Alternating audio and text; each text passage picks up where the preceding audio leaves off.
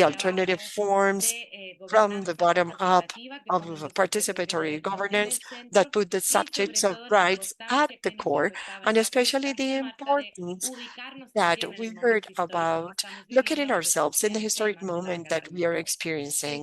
This is long-winded topics that we have in front of us. So I would like to thank you very, very much for devoting this time to us, for sharing your knowledge with us. We will continue learning and interacting. 1 million thanks, Lorenza. 1 million thanks, Maria, for being with us. So now we can move to the final phase of these dialogues, and that would be dialogue number 3 on the right to care and its connection with the right to food. For that, I will give the floor to Denise Cordova. She's a professor at Central Florida University. She's a defendant and a teacher in human rights. She's a member of the board of directors of FIAN at present. So we will give her the floor in order to facilitate the last dialogue, which puts this last connection at the center, since we have talked about care as a relationship of eco-interdependencies. This is yet another dimension that we will be exploring today. Denise, the floor is yours for the next 45 minutes. Thank you, Teresa. And well, it is my pleasure to facilitate this third dialogue with 3 experts, Arely Collazos, Laura Pautase, and Soledad Garcia Muñoz, in order to go deeper in the connection between right to care and right to food.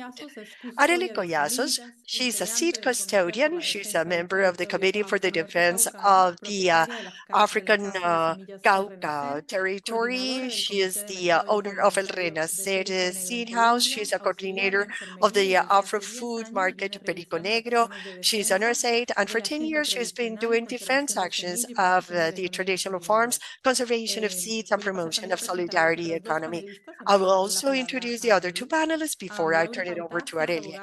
Laura Patazzi, she's a lawyer from the Córdoba University in Argentina. She specialized in planning and management of social policies and a PhD from Universidad Nacional de Buenos Aires in the area of social law.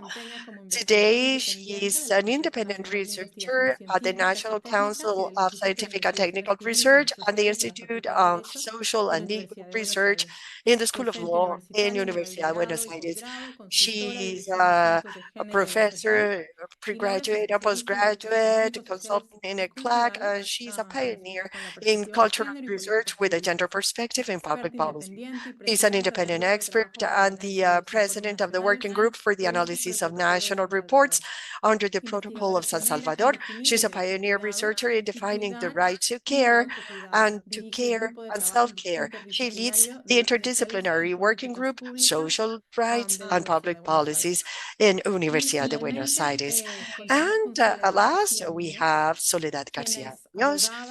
She's a lawyer, ecofeminist, an expert in human rights, gender development, the environment, a visiting professor, and she is in the Robert L.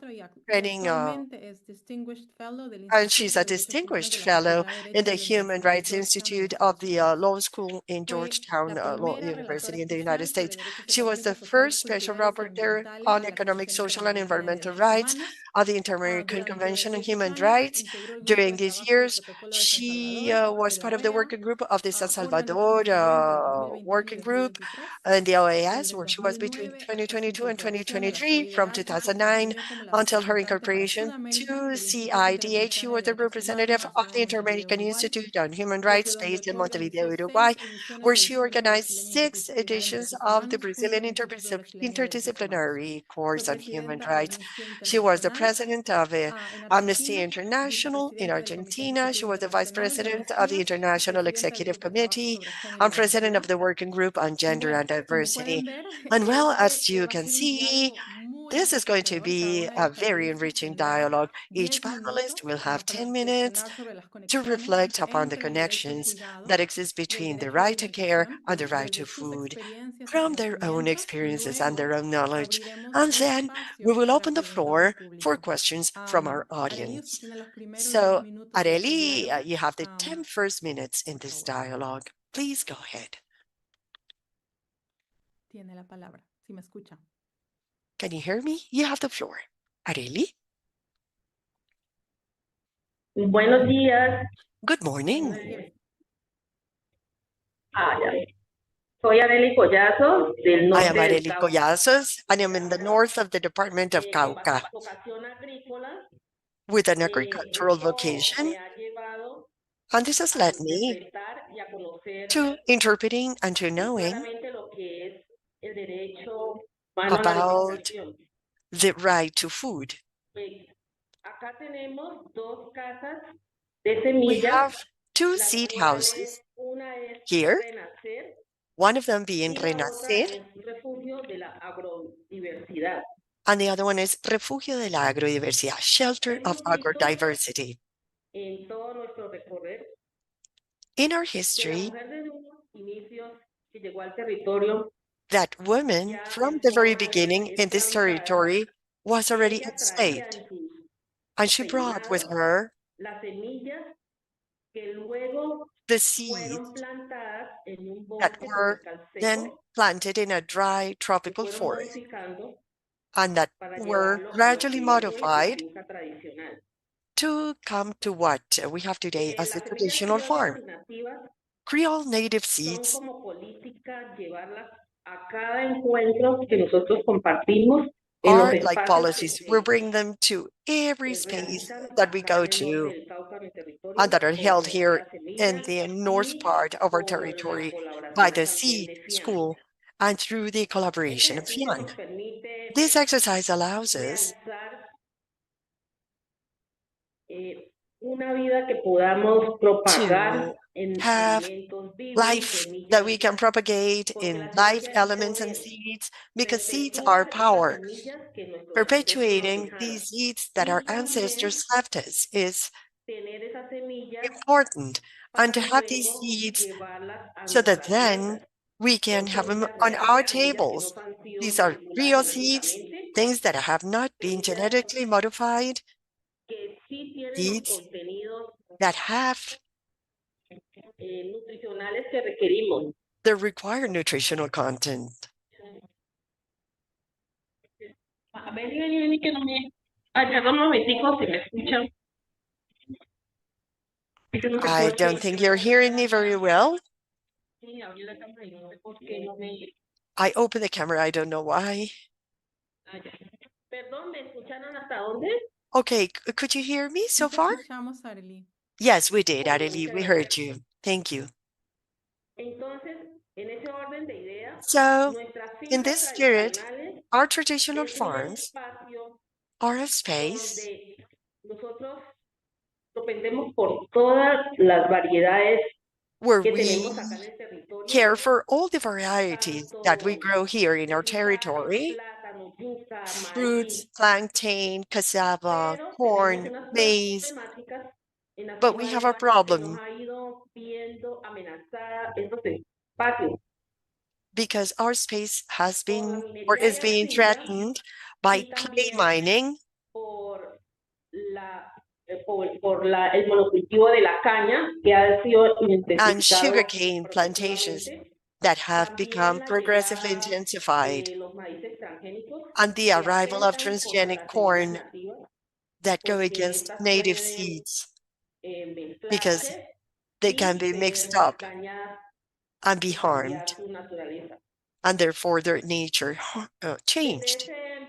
el punto que nosotros hemos tenido que conformar un comité. Este So comité we have put together ha a committee realizado o se realizó desde hace 7 años atrás, that was established mirando la 7 years amenaza que ago teníamos frente to a analyze la the threat that we posibilidad de tener had un vis-a-vis the espacio possibility of having a donde space cultiváramos libre de or químicos, to grow products free of donde chemicals, no where we hubiera could daños ambientales, porque not la be finca affected by es un espacio environmental donde hay damages because the farm generación de is a oxígeno, space where no se you generan generate quemas. oxygen, you Es don't have totalmente any burns, compatible con and it's el medio completely ambiente. compatible with the Arely, environment. perdón por interrumpirte. ¿Tú crees que podrías Areli, mover I'm sorry levantar if la I cámara interrupt para you. poder Do you ver think you can move tu up the rostro camera so completo? we can see your face? Aquí, sí, ya. Excelente, gracias. Okay, I can see now. Thank you.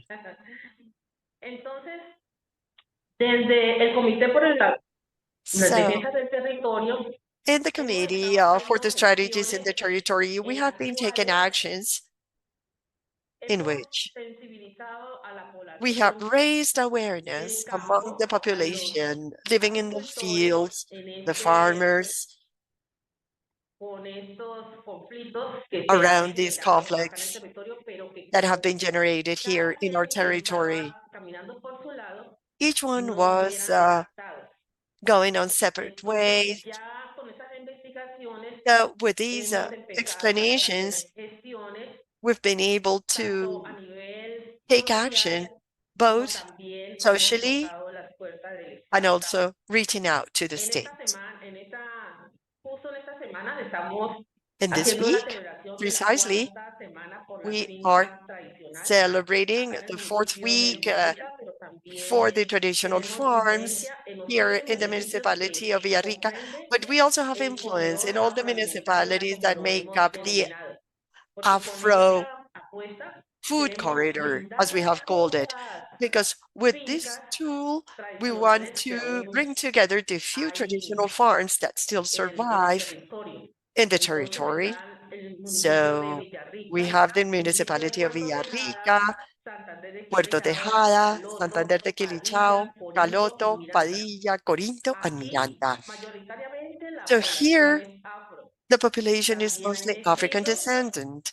y la There's indígena. also mestizo and indigenous population present. Aquí estamos también realizando unos espacios donde se And dan we have mercados spaces afroalimentarios, for donde le Afro pedimos a inventory los markets agricultores where que we traigan ask sus farmers productos para to que bring their sean products vendidos y to be también sold intercambiados.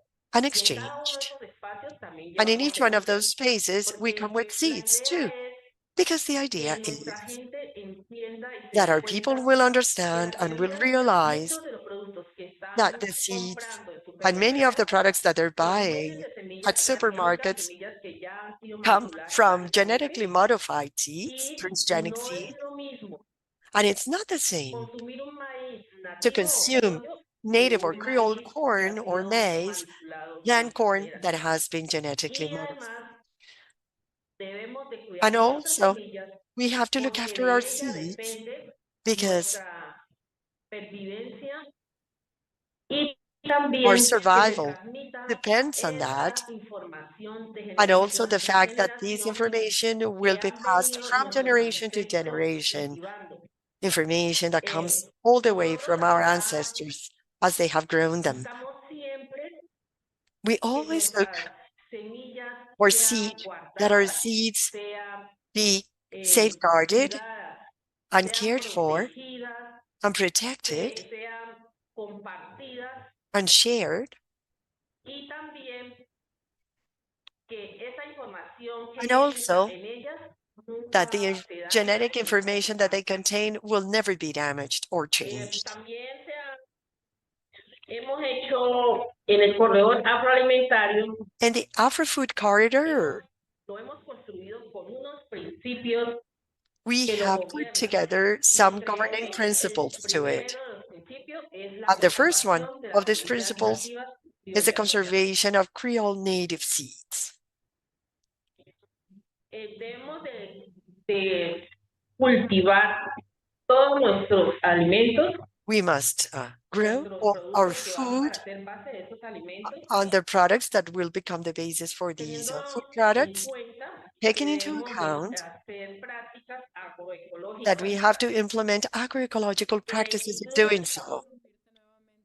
I'm sorry if I interrupt you again, just to tell you that your time has ended. So if we could close this presentation, and there will be more time later to answer any questions that we may get from our audience. And I apologize for these. No, I'm almost finished. Entonces aquí nosotros hemos So here diseñado un we have corredor designed agroalimentario an que Afro-food es un corridor, conjunto which de is a fincas set tradicionales como of un mix traditional de farms bosques secos tropicales. Esto era lo que in the encontraron dry tropical forest, esclavizados cuando llegaron acá. which is what the Y slaves esto found when they configura arrived lo here. que es un And this makes verdadero up paisaje what cultural is a true ancestral en el norte del Cauca. ancestral cultural landscape in the north of Cauca.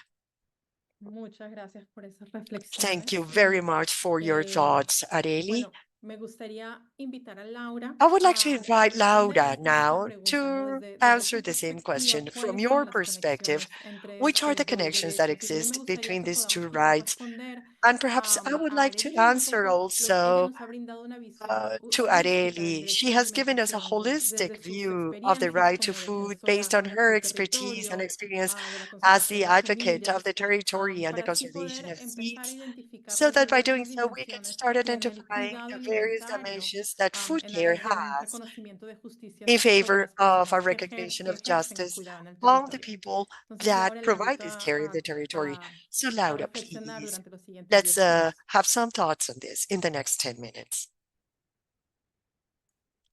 Muchísimas gracias por esta invitación. Thank you very much for this invitation. My thanks to my peers from FIAN International. We have been immersed in this very interesting debate for so many years in relation to the right to adequate food. And I applaud the incorporation in relation to their relationship with the right to care.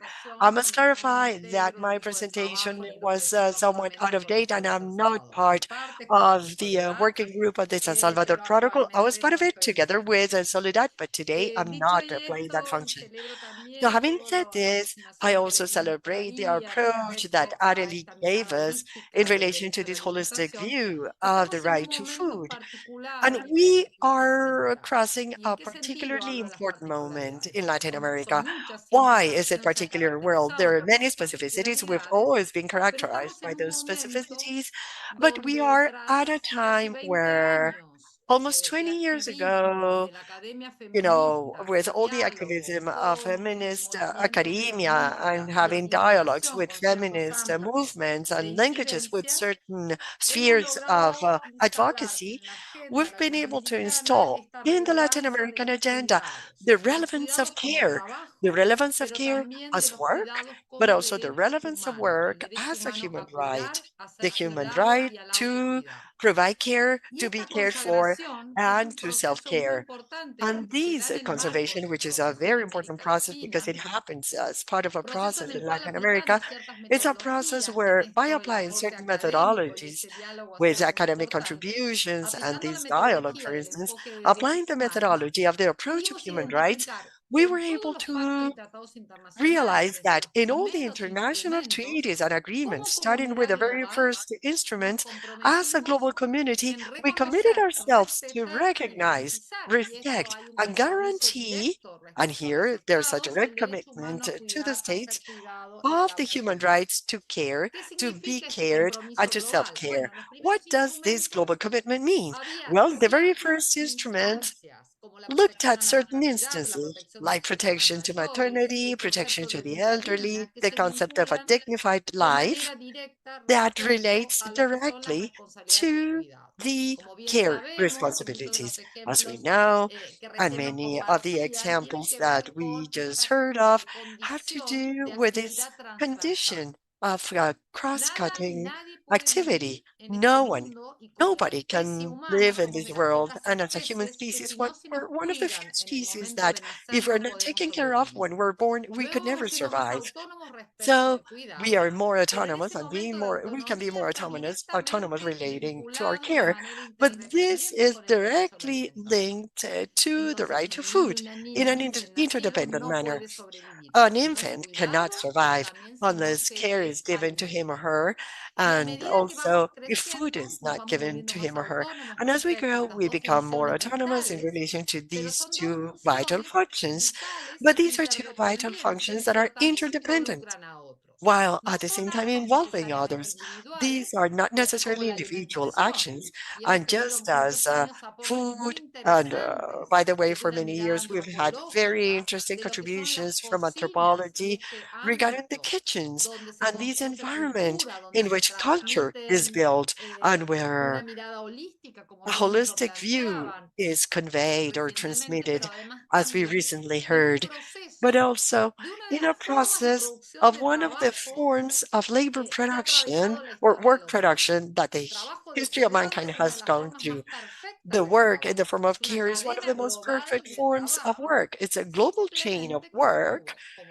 It's simply that because it was concentrated on women because of this patriarchal assignment through history, it was not made visible in terms of its value, production, and generation of economic value. But also, as the feminist economies have taught us this unmeasurable contribution for the sustainability of life. So, throughout history, we have looked at two practices, and I'm talking about them as practices. Initially, they involve labor, which is care of the food that will be accompanying us throughout our life. Now, they're not the same thing, and this is the important point, that this contribution of care as a human right also allows us to identify why was I saying that we're at such important moment at a regional level? Because this conceptual ideas and this differentiation in recognizing, first of all, that caring is a work, paid or unpaid, depends on the orders of gender. And this patriarchal assignment of care on women in the private spheres made it an unpaid labor which lacks visibility and that is not considered as labor or work. If a woman in her household spent the whole day ironing, well, very surely when we asked her why she was ironing, she was looking at a soap opera. When we asked her, what did you do? Nothing. I was just watching a Netflix series because not even her can see this as labor. Something similar happens with food. A woman that spent long hours processing food and making use of the different flavors coming from different customs and balancing the different nutritional flavors will probably feel that she's doing an act of love. And if there's love, you will be feeding people with nutrition, but there's this unpaid, invisible work there. And the most important point, where we see an important contribution from the feminist point of view, is that it is not distributed. We all have obligations with respect to what it means to care up for others, to care for ourselves, and also to be cared for. And therefore, that construction that we've identified in these three moments that have been recognized in the sphere of human rights led us to identify that care is a human right.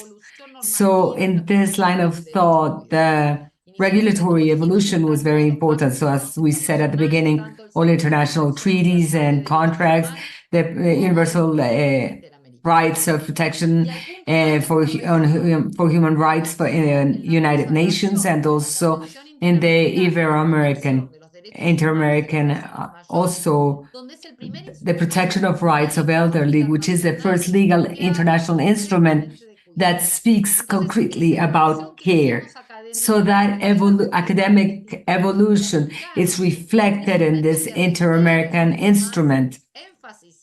This requires more emphasis, not only to ratify it, but also to conduct the analysis of its scope. But what is important is going to link that care right of elderly in terms of their autonomy, and also it will be gender focused, intersectionality, and also with human rights. But let me go back to the initial question that we will be discussing, and we will talk about it. It seems that care and food are the same thing, but they're not. And this implies a very important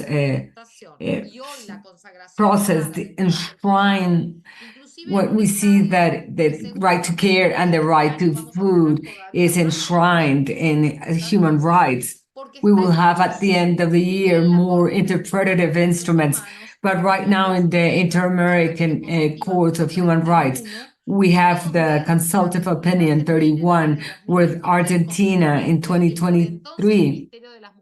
The Ministry of Women, Gender and Diversity, today it has been shut down by the current government.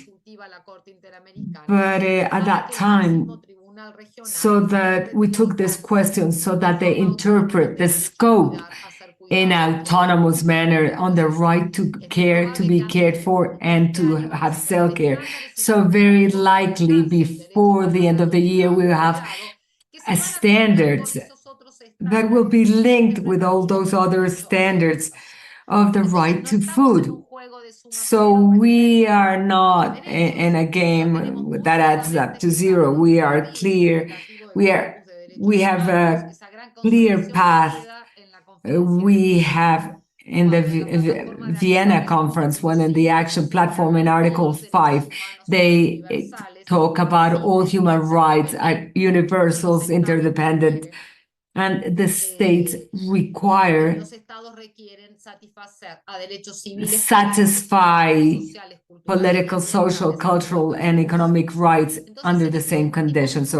So this last minute that I have, I would like to strengthen this interdependence that is so necessary between the right to food and the right to care.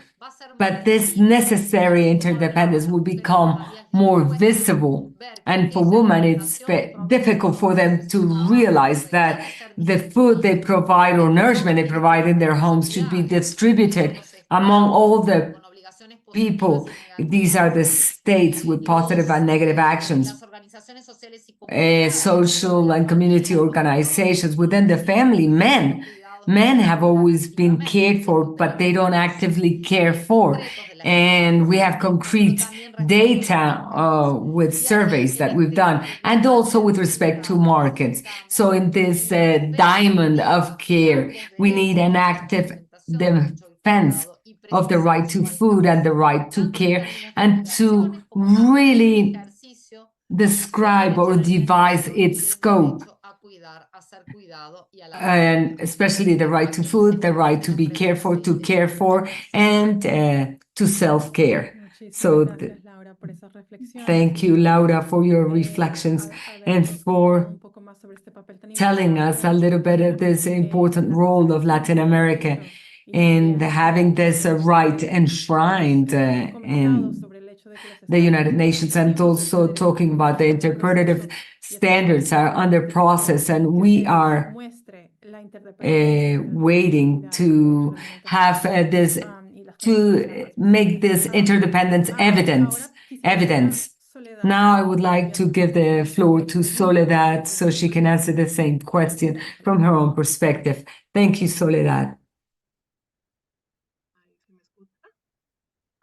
Hola, muy buenos días a Good todas. morning, all of us. Thank you, Porfia Colombia, for inviting me to this important and necessary event, because these are critical topics within the framework of the pandemic, especially the poverty, which is one of the great challenges from a human rights perspective. They talk about planetary crisis, but also a climate crisis, and the historic in terms of care. We live as a humanity because of the role that has condemned women to care for and to make our societies work without being recognized and without being cared for adequately, but just putting them sort of in a category of sufferers of violence. So I would like to greet the panelists and moderators.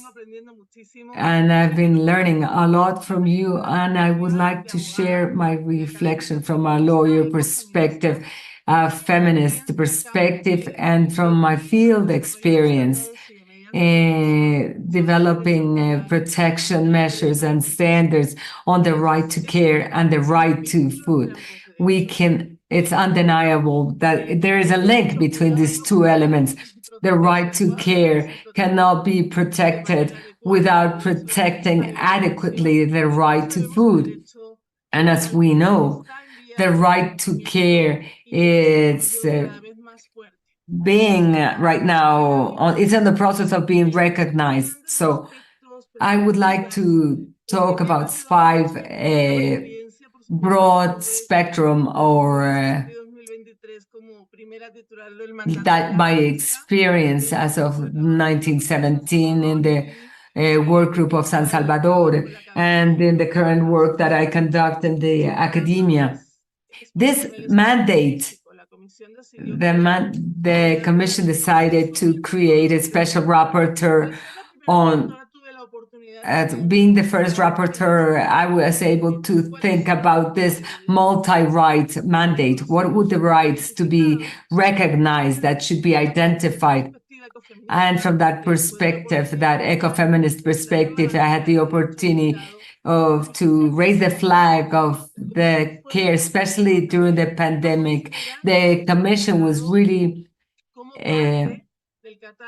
to bring this care into the right that was affected due to the pandemic. Of course, also the right to health. So the right to care is being configured as in relation with the elderly, with people with disabilities. And although we have inter-American instruments do not really recognize it implicitly, as Laura mentioned, the Inter-American Convention on the right of elderly in Article 12, the elderly have the right to receive long-term care. So there is an evolution that we have the Inter-American Human Rights Court. They have the consultative opinion, and they're close to adopting this new slide. In the case of the Commission, it's been reflected in some standards and concrete protection measures, the precautionary measure that is enforced, especially on elderly who are part of the Wayu community in Riohacha, Uribia, which is this is a precautionary measure that was coming from 2015 to 2017 and was explicitly consider them in the right to care, because there is an undeniable link between the right to care and the right to food that should be included in the legal practice and economic political practices or international policies. But I would like to refer to the need to see this relationship between care and food as human rights from an integral perspective. There is a relationship between all human rights, as it was on the Universal Declaration of Human Rights, the Inter-American and the Vienna Conference of 1993. So all human rights and all those rights that are to come, because human rights are progressive, they appear or they become recognized in time. We need to acknowledge them and to recognize them without hierarchy. Although there seems to be some hierarchy on which is more important, we need to break away all the myths in terms of that they are right, second generation rights. No, the climate emergency, the pandemic has shown to what extent these are vital rights for our dignity and for caring for nature, the right to food and care. It's also, but we need also to protect the right to care, to protect the right to food and other human rights. So we need to, from that perspective, that it's really joint and severally, and it's my mantra, and this is what I defend in elder work: the right to water, the right to water. the right to health. I was thinking about the pandemic, the solutions, the resolutions that we prepared during that period, the standards that we also developed that I think are relevant for this debate on non-transmissible diseases and human rights, which also makes this link between food and other human rights. So I've had the opportunity to monitor the use of pesticides, the impact of monocrops, for example, African palm in the entire region, and the consequent impact on the people who advocate for the defense of the planet, especially women. But let us think about their right to work and the right to unionize when this work is informal and indiscriminate. So we also have cultural rights. I'm not going to go into social security, for example, of caregivers, women that dedicate themselves to care, unpaid work. They can't contribute to their social security, and then the environment. And so I would like here to mention the ICASU agreement to supplement the legal, national, regional, and international framework. And I think it would have potential in the topic that we're dealing with today. I don't have time right now to talk about that. Also, from my perspective, ecofeminist perspective, those human rights can be separate from nature rights. So we have made progress in our region. In Colombia, for example, the ruling of the Atrato River of the Amazon, they really understand, as a consultative opinion of 23, that we can't separate human rights from the protection of nature as not because it is useful for humans, but from this perspective of this interrelationship. We took it to the International Court for Human Rights in a recent hearing on the consultative opinion on the climate emergency, which is another context. Just like the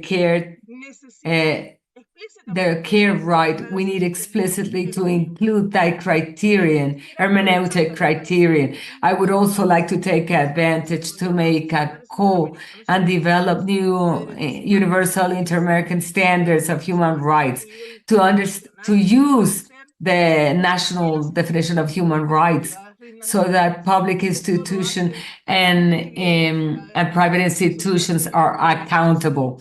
Social movements and social society in our region, they are very evident. I'm going to try to be right from my perspective, eco-feminist perspective.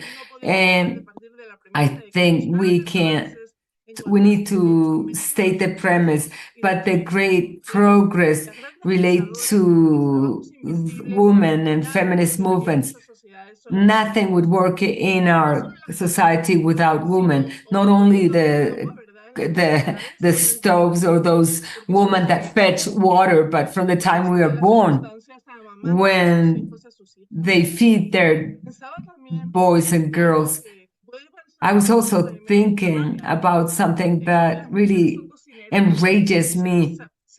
You know, men are chefs, but women are cooks. But these are women, and this pandemic really made evident the need for care in our society. Of course, the need to care for all the caregivers and to foster self-care. Sorry about interrupting. Yes, we're running out of time.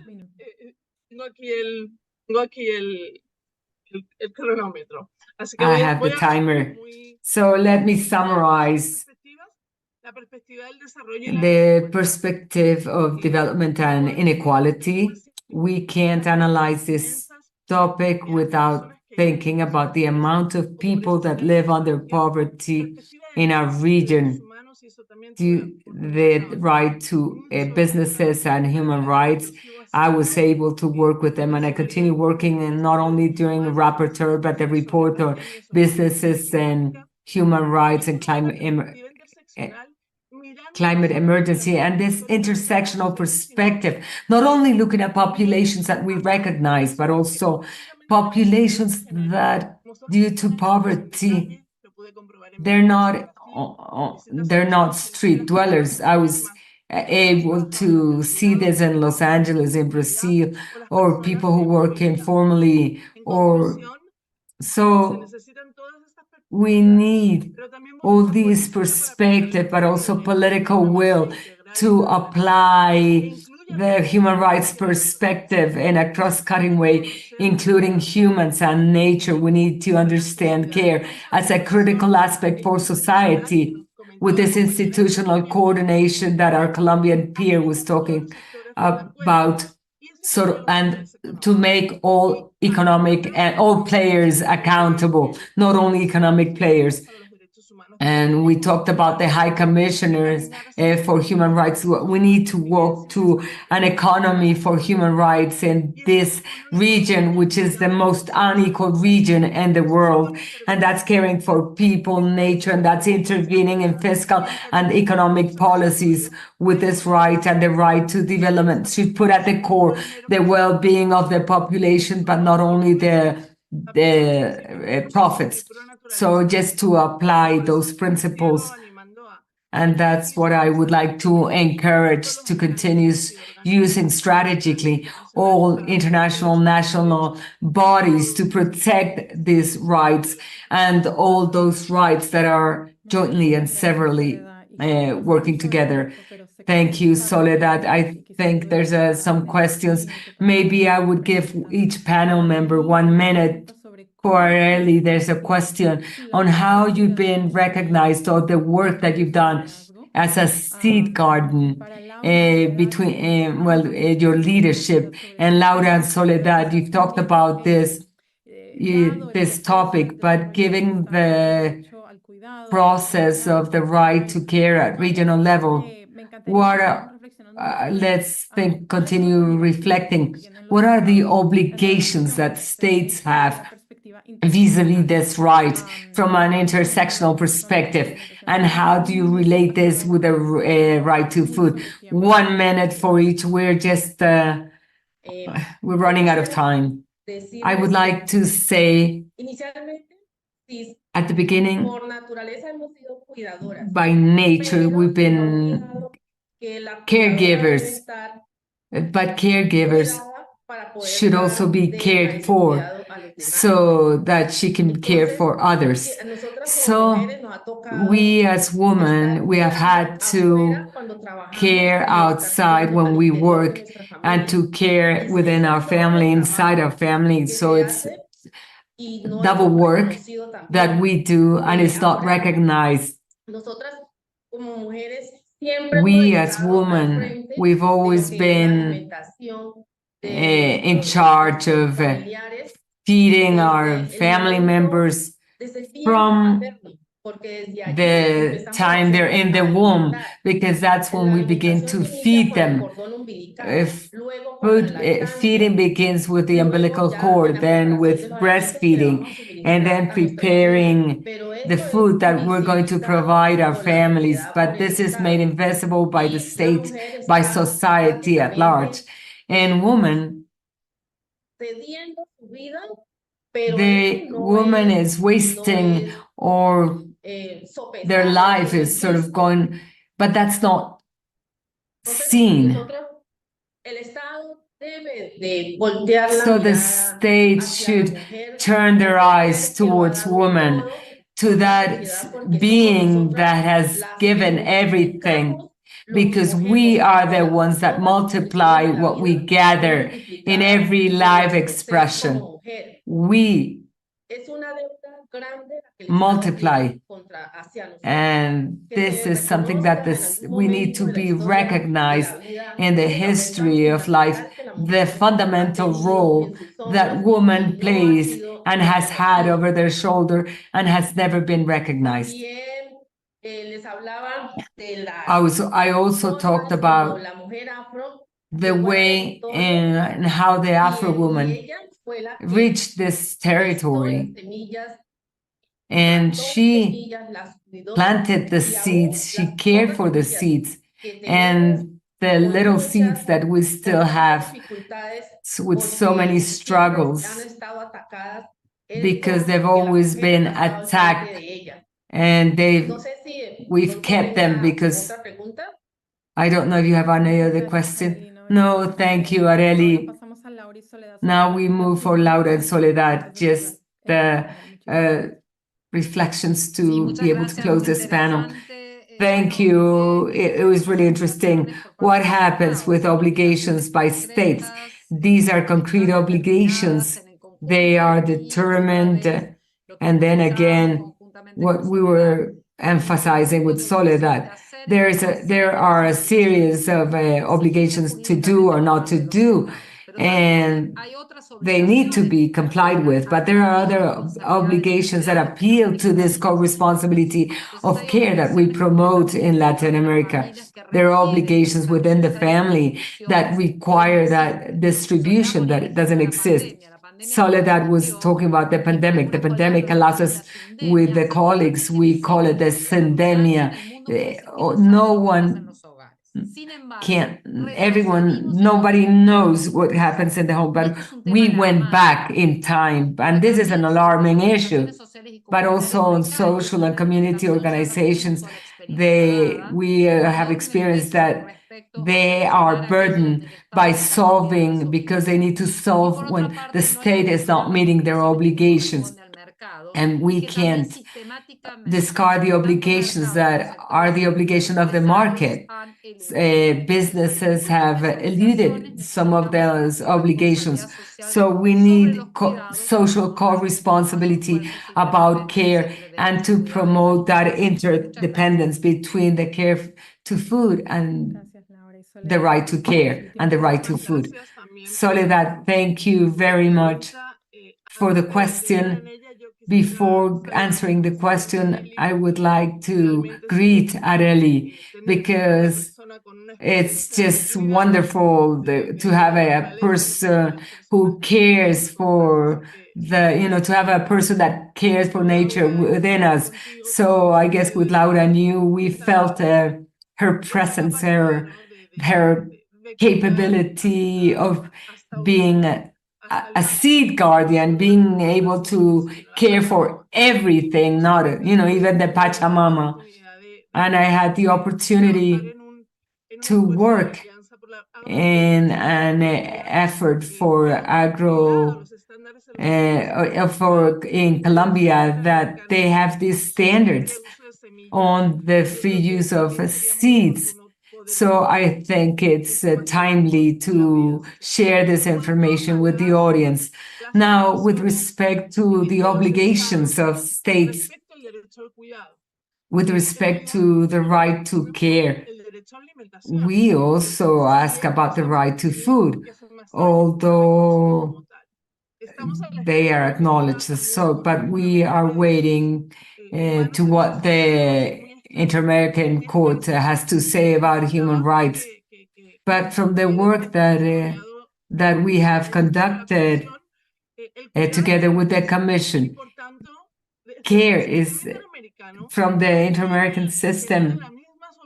It generates the same obligations to states that other human rights that they are called to respect and to guarantee, but to being a right that is to the maximum of the resources available. And these are rights of progressive development. So we need to demystify. This progressive right does not mean due to the fact that other rights are all fall together. These are the rights for which states have to destine the maximum resources. That's why it's so important to talk about economic policies, fiscal policies, budgets of states to see whether the states are meeting their obligations. With Laura and other colleagues, we've been working very powerfully a very potent work to measure that this progress around this. And on the other hand, the committee, when they talk about what are the responsibility of the states with respect to the contract, social contract of policies, social economic policies, they should have minimum contexts that must be ensured or guaranteed. Not only if their rights of progressive rights.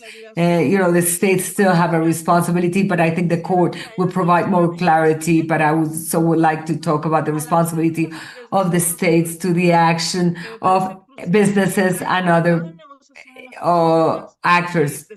There is in United Nations, Maria, who was in one other panel, there's a UN talk of so businesses need to be accountable internationally. So from this report that was a pioneer on human rights, we analyze what are the responsibilities of the states with respect to human rights, including the right to care, the right to food. And I would like to, whoever asked the questions could access that report that was prepared under my mandate that includes the right to care and the standards that have been developed to then by the Inter-American Commission. Thank you, Soledad, Laura, Areli, for your reflections. We have had a very enriching conversation from the experiences in the territory to the development of international standards. We don't have any more time. We will need to follow this conversation. I would like to thank you, the interpreters. Thank you very much. Now I would like to give the floor to Teresa so you can close the seminar. Thank you, Denise, and thank you for this wonderful dialogue. I would like to thank the interpreters and thank you for giving us this 5 minutes. I'd like to capture some key words about the dialogue that would reflect the complexity. So let us begin with this. By listening to a song that talked about the mirrors, and particularly a phrase that said, the mirror that shakes us up and reveals sounds to us. And throughout these 3 hours, we have been listening to the sounds that care has, the diverse voice, the diverse experiences around care. Care is a tension between the inside and the outside. Care is having space to be upset, to plant the seeds that we carry in our hair, those seeds that are power. Caring is having space to decolonize, to recognize the historic error of the caregivers, to have space to relate reciprocity, interdependent relations that will look at an intersectional approach, knowing that there's not one only recipe for all. It's about building these relations, politicizing these relations, because caring means generating autonomy, means generating legal, regulatory relationships in this care between food and nutrition so that they're reflected in policies. It means redistributing power, connecting experience, connecting the ancestral structures. It means to make visible what already exists, to protect, to strengthen, to share. Caring is reivindicating for human lives and non-human lives. It's to vindicate the protagonic role of women. Caring is not only having a space, it's also having the time in this tension between the inside and the outside, between what is the family and what the community is. It's time to understand that perhaps before And outside oppression, we have to look for data in order to become visible, and that these data and these new measurement tools have to take into account the material and immaterial territory, putting at the center a recognition of the value before putting a price on it, carrying time that we need to accompany these evolutionary regulatory process that will link human rights in their interdependencies, particularly the right to care and the right to food. Without one, there's not the other one. We need time to give visibility to the political will to include in the public agenda transformative changes on how we tackle human rights, and to what extent do we recognize care with governance forms that we put at the center, multi-actor architectures, and the subjects of rights, so that these economic, political, and cultural transformation can proceed in a livable and visible way. We need time to build a comprehensive view and a look at this. It is not integrating or.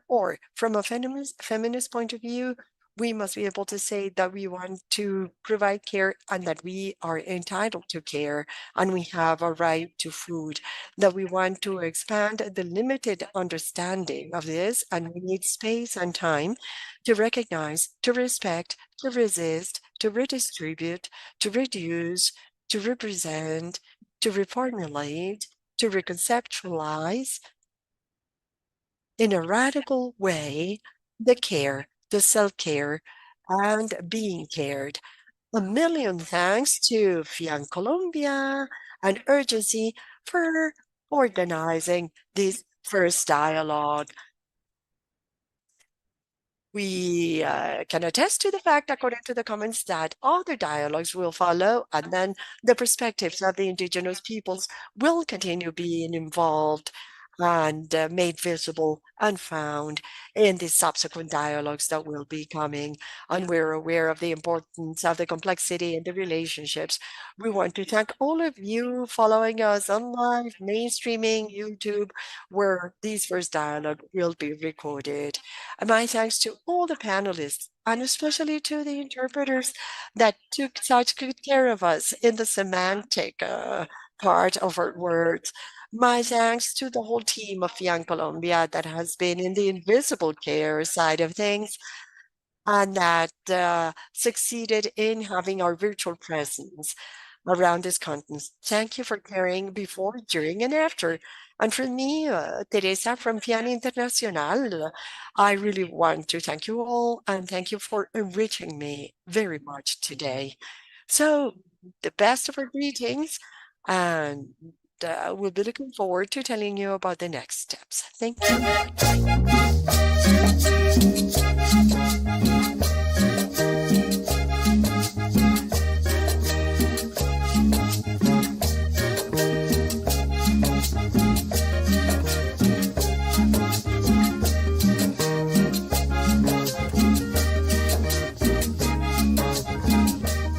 Voy a contar una historia muy bonita que está pasando en los barrios de Cartagena y hombre, en los barrios de Cartagena y hombre, en los barrios de Cartagena.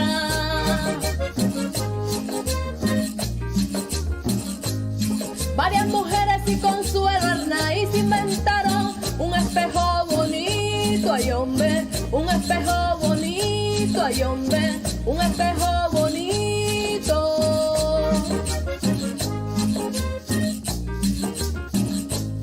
Donde se miran las mujeres y sus mundos con sus penas y sus alegrías, hombre, penas y alegrías, hombre, penas y alegrías.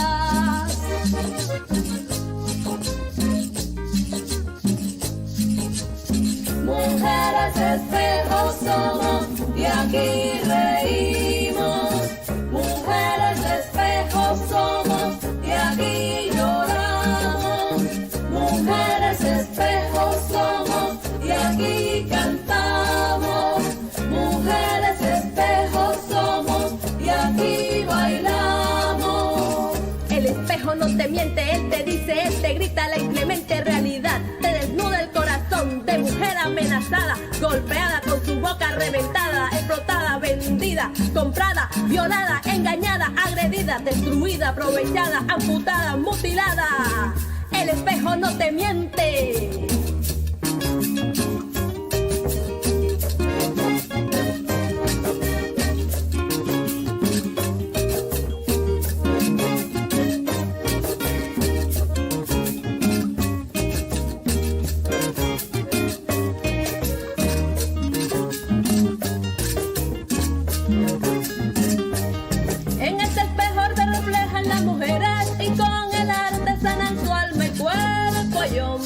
Sanan su alma y cuerpo, ay hombre, sanan su alma y cuerpo.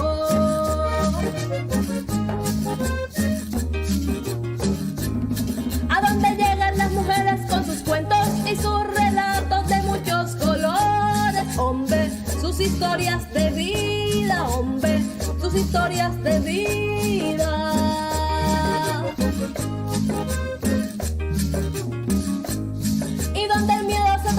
Porque somos todas muy fuertes.